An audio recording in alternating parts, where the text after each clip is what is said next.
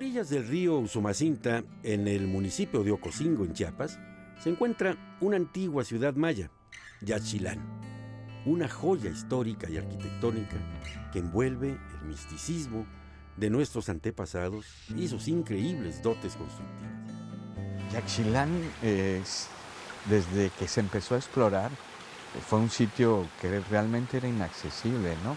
Sin embargo, fíjate que si ya nos remontamos a lo que es la época prehispánica, pues resulta que el río Usumacinta y todos sus afluentes pues eran rutas por las que se comerciaba.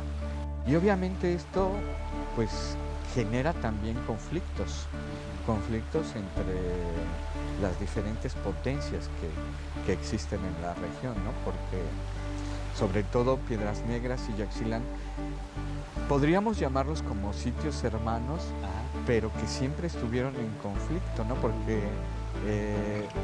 siempre estaban en constante guerra entre ellos, precisamente por este control de las vías fluviales, ¿no? ¿Podría considerarse que esté en el corazón de la zona maya? Hay cosas bien interesantes que podemos ver en Yaxchilán, ¿no?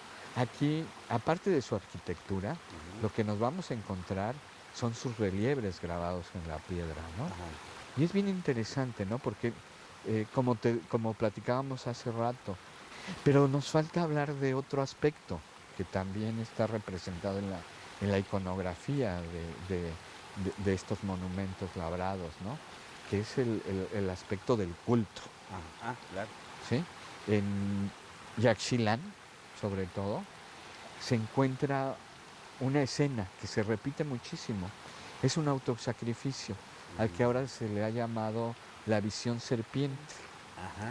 Y de la serpiente, de las fauces, sale un personaje que se está comunicando con el que está haciendo el autosacrificio, ¿no?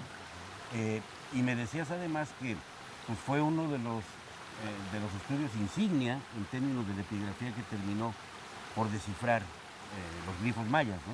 Sí, como te comentaba, fue lo que permitió posteriormente el desarrollo de la epigrafía ya en las mesas redondas de Palenque, ¿no? Es cuando se da este auge hasta después de los años 70, ¿no? Pues me haces cada vez más apetecible la entrada a ver estos vestigios en Yaxchilán.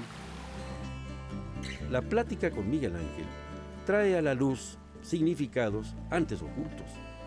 Y con esta conversación, Yaxchilán apenas comienza a contar su grandísima historia. Ahora solo puedo pensar en lo que nosotros construimos y el legado que nuestros antepasados nos han dejado. De la riqueza cultural que tiene el estado de Chiapas y sus marcadas originalidades regionales, lo que nosotros podemos constatar en la vestimenta de los distintos pueblos son distintivos de colores, por supuesto de formas, de diseños. Lo que yo no sabía es que los diseños tienen códigos. Hoy en día se siguen respetando. Bueno, los textiles chiapanecos han tenido un proceso evolutivo bastante fuerte. Yo creo que no solo los chiapanecos, sino prácticamente los textiles de todo el país. Se ha visto una transformación desde su propio nacimiento, por ahí del 900 al 1200 empiezan a aparecer los primeros huipiles para sacerdotes y para ciertas ceremonias. El pueblo de manera general no usaba huipiles, al menos en la parte maya. Posteriormente, cuando llegan los españoles, empiezan a hacer la vestimenta obligatoria, cubrir los torsos de las personas. Las partes pudentes. Las partes pudentes, exacto, tratando de buscar esta moralidad que tenían propiamente los españoles. Y a los mesoamericanos pues no les queda otra más que empezarse a vestir. Estos bordados pueden interpretarse, pueden leerse como si fuera un códice, ¿no? Correcto. Es decir, la costumbre generalizada fue primero una cuestión contestataria de rechazar la religión que se les estaba imponiendo. Y ellos lo reflejaban, lo plasmaban en este bordado, que solamente ellos podían interpretar. Supuesto, los frailes no iban más allá de decir si estaba bien o estaba mal, y los colores eran los que les habían asignado o no. Claro. Hoy en día, por ejemplo, vemos blusas de chamula de todos colores, con muchos bordados, sí. Sobre todo estas que ya tienen raso, que son una tela ya moderna, pero todos los bordados son diferentes. Y si veíamos los huipiles antiguos de Chamula, pues todos son negros y traen el camino de San Juan bordado, ¿no? Y no había ninguna que fuera diferente. El que era diferente rompía un esquema, ¿no? Rompía un orden preestablecido, pero ¿quién había puesto ese orden? Pues venía como una culturización por parte de los antiguos indígenas de la zona que quisieron conservar su ideología, su sincretismo, su propiedad religiosa y plasmaron en un nuevo lenguaje dentro de Zihuipil, respetando los patrones de colores de identificación lingüística propuesta por los dominicos, pues fragmentos del Popol Vuh. Y es que son pocos los lugares como Chiapas para encontrarnos con la historia transformada en vestido y donde múltiples tradiciones se presentan como puertas de nuestro pasado.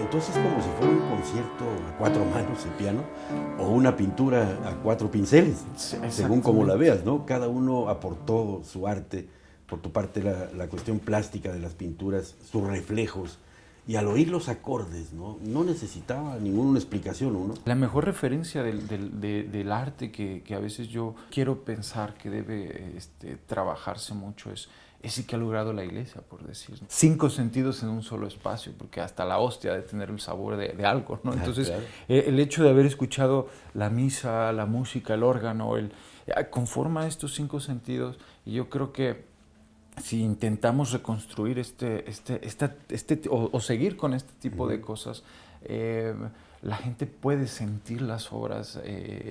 Entonces, ¿qué pasa?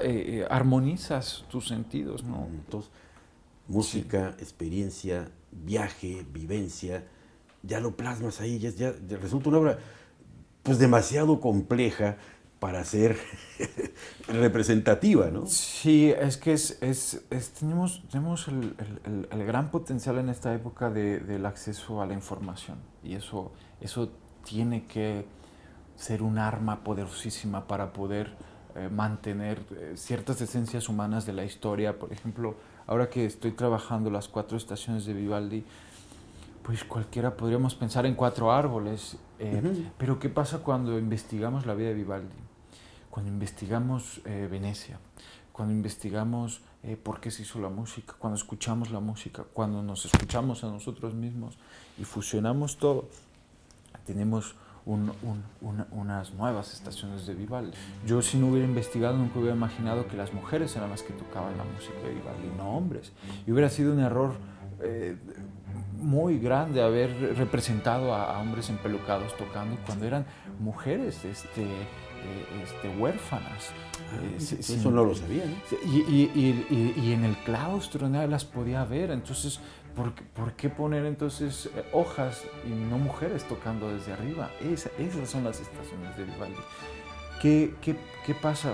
Hay mucho que no hemos visto, que hemos escuchado, pero que no hemos visto. ¿Y qué pasa si reexplicamos las cosas de alguna manera? Hay mucha gente que ha visto el ballet de Romeo y Julieta, pero no ha leído a Shakespeare. ¿Y qué tan importante es que se haya hecho el ballet? Y no solo una vez, se volvió a hacer con Prokofiev. O sea, es muy importante volverle a dar una forma distinta de ver algo. Y me dicen que el público, la audiencia, en el caso de tu obra, está más que presente. ¿Qué significa eso? Lo que hacemos es intentar romper la cuarta pared, establecer con el espectador, les vamos a contar esta historia, pero esto es teatro, ¿no? O sea, les vamos a contar esta historia, pero esto nos va a ocurrir a todos al mismo tiempo. Lo que nosotros intentamos es no mentirle al espectador diciendo, oigan, aquí hay 2 paredes o una pared que ustedes no ven. No hay sorpresas. Pues las sorpresas de la ficción, las sorpresas de que quizá ellos esperan que la ficción vaya para un lado y nosotros les damos una vuelta, eso sí, pero lo que no hacemos es sacar trucos mágicos, es decir, el efecto es la potencia de la actoralidad, a eso le apostamos nosotros. Tiene que ver con, algo que yo intento como director explicarle a los actores con los que trabajo, es la noción de la honestidad, hablar de manera muy honesta, a intentar habitar esto que estamos nosotros contando, decir, hacer toda una investigación para hacer sentir que realmente nos ocurrió las cosas que decimos que nos ocurrieron.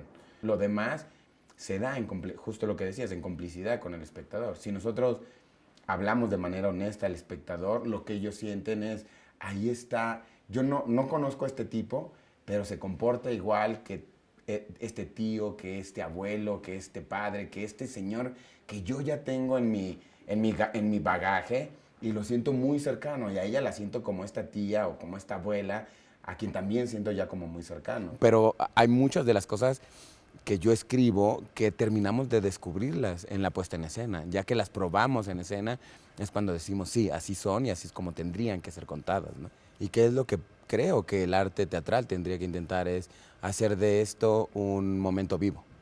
Hacer de este pequeño espacio-tiempo en el que ellos nos conceden el favor de vernos como público y nosotros invertimos este tiempo para contarles una historia, que esta comunión que se genera, que sea un espacio único, sino la historia de ellos, la historia de la gente que hoy vino a vernos, que sepa que también en algún momento será retroalimentación para nosotros, ¿no? Y eso creo que vuelve a esta obra única porque cada función es diferente. Tenemos la fortuna de haber podido corroborar esta obra en el extranjero. Y lo que ellos nos decían es que ustedes nos regalan un pedacito de México, pero yo lo veo como un pedazo de Cuba, yo lo veo como un pedazo de Puerto Rico. Y lo que la gente dice es, a mí me evocaba a mis lugares de la infancia, a mis abuelos, a mis padres. Entonces, no sé, pienso que cuando el arte de alguna manera es honesto y tiene en sí, en su construcción cosmogónica, como pieza única, creo que ahí radica su universalidad y creo, o sea, nosotros, no sé, lo descubrimos cuando viene gente de otras latitudes a vernos.